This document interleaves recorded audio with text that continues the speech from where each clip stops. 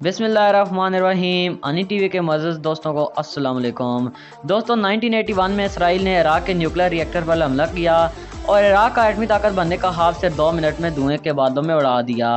वजह यह थी, या आप ये कहें कि इसराइल को खौफ सिर्फ इस बात का था कि इराक इसराइल पर हमला न कर दे। इसके बाद मार्च 2003 में अमेरिका, बरतानिया और इसराइल ने मिलकर इराक पर हमला किया और ये वजह यह बताई कि इराक से तबाही फैलाने वाले हथियारों और दहशतगर्दी के लिए सद्दाम हुसैन की हिमायत को ख़त्म करना और इराकी अवाम को आज़ाद करना था। लेकिन यह सब तो एक बहाना था। हमला करने वाले ममालिक जानते थे कि इराक तेज़ रफ्तारी से मिलिट्री और असला बनाने में आगे बढ़ रहा है। अमेरिका की रिपोर्ट्स के मुताबिक इराक एटमी ताकत भी बन चुका था, लेकिन हमला करने के बाद इन्हें इराक से कुछ भी ना मिला, ना कोई एटमी हथियार और ना ही दुश्मन ममालिक पर हमला करने वाला कोई भारी हथियार। दोस्तों, एक दिन मामूल की गश्त के दौरान अमेरिकन आर्मी को इराक के अंदर अल-तकद्दम एयरबेस के साथ मौजूद सिराक के अंदर रेत में दबे हुए एक जहाज की 2 टील फैंस नजर आई, जिसके ऊपर से रेत हवा से उड़ चुकी थी। अमेरिकन आर्मी की टीम्स वहां पहुंची और उस जगह को खोदना शुरू किया।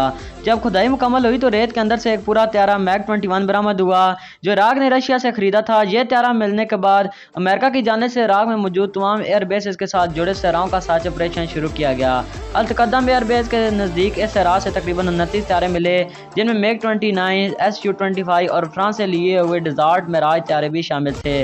दोस्तों, इन त्यारों को प्लास्टिक शीट से मुकम्मल तौर पर कवर किया गया था ताकि इन त्यारों के अंदर रेत ना जा सके और इनका इंजन खराब ना हो।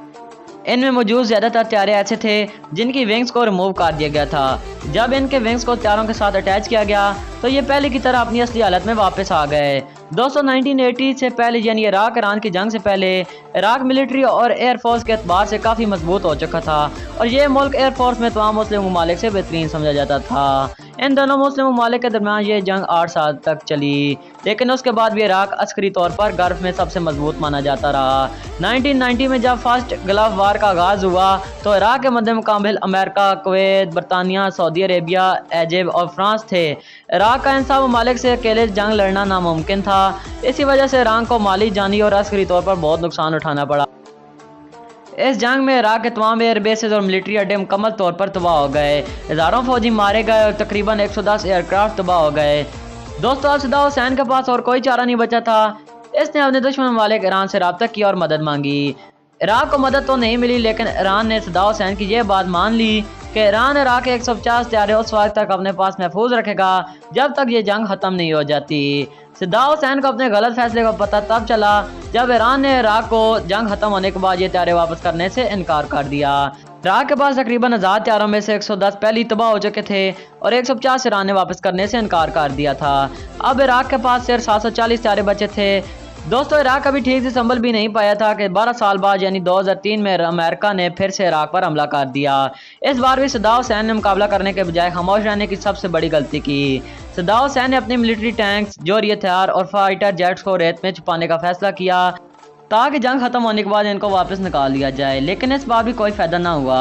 यह जंग सद्दाम हुसैन समेत पूरे इराक को निगल गई। दोस्तों, 16 अप्रैल 2003 को ऑस्ट्रेलियन फोर्सेस ने बगदाद के शुमाल मगरब में अल असद एयरफील्ड पर कब्जा किया और इसके नज़दीक मौजूद सरा से सवैयत दौर के मैग-25 हेलीकॉप्टर, रडार सिस्टम और लाखों पाउंड धमाका खेज मवाद भी निकाला। यह सोचकर कि कोई मुल्क ये जंग रुकवा देगा, अपनी एयरफोर्स को जंग में इस्तेमाल ना करना सद्दाम हुसैन की सबसे बड़ी गलती थी। जंग के वक्त हथियार छुपाने नहीं चाहिए बल्कि उनसे लड़ना चाहिए। माना कि इराक के खिलाफ जंग में मुख्तलिफ ममालिक की एक पूरी टीम थी, लेकिन अगर जंग लाजिम हो जाए तो लश्कर नहीं देखे जाते। ऐसी कौम का ज़वाल लाजिम हो जाता है जो अपनी तलवारें छुपा देते हैं। दोस्तों, मैं उम्मीद करता हूँ कि आपको इस वीडियो से बहुत कुछ जानने को मिला होगा। और दोस्तों, अभी तक आपने मुझे फेसबुक और इंस्टाग्राम पर फॉलो नहीं किया तो जल्दी से वहां पर भी फॉलो कर लीजिए। लिंक मिल जाएगा आपको डिस्क्रिप्शन में। मिलते हैं किसी और मालूमाती वीडियो के साथ। Thanks for watching. अल्लाह हाफिज़।